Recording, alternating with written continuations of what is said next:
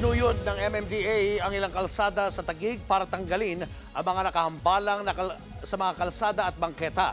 Dati na rin daw napuntahan ng mga otoridad ang lugar pero bumabalik lang ang mga pasaway. Nasa frontline na balitang yan si Gerard de la Peña.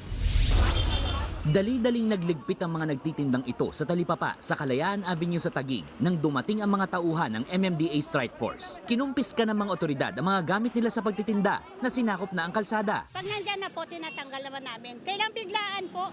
Sa service road naman sa southbound lane ng C5, maraming motorcycle rider ang natiketan dahil sa illegal parking. May mga nahuli ring walang lisensya at walang helmet. Sinita rin ang mga karinderya na sumakop na sa bangketa. Natsyempohan naman ng MMDA na may nagpapavulcanize sa shop na ito na nakaharang sa bangketa sa Chino Roses Avenue. Nasita ng MMDA ang mga nagtatrabaho sa shop. Huwag kayong tatanggap pag puno kayo. Yun lang yun. O iba iniwan sa labas. Ang nagpakilalang anak ng may-ari nangatwiran pa kahit nangingitim na ang bangketa dahil sa marka ng langis. Hindi po, nasa loob po talaga yan. Ewan, mga pasaway po kasi mga mekaniko eh. Ayon sa MMDA, nag-operate sila sa mga lugar bilang tugon sa reklamo ng mga residente. These are all considered national road. And alam naman po natin, napaka-traffic po, especially during rush hours. And this is because of marami na pong naka-illegal park, meron pa pong mga naka-obstruct sa ating mga bangketa. Minsan na raw silang nanghuli sa mga lugar na pinuntahan nila ngayon, pero sadyang marami raw pasaway sa kalsada.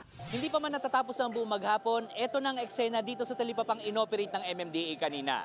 Ang bangketang akala natin ay nalinis na, heto at sinakop na ulit ng mga nagtitinda.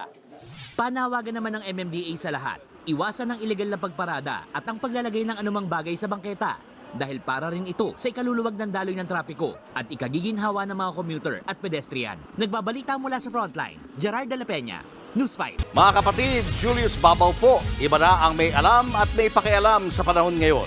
Para sa frontline ng mga balita, mag-follow at mag-subscribe sa social media pages ng News 5.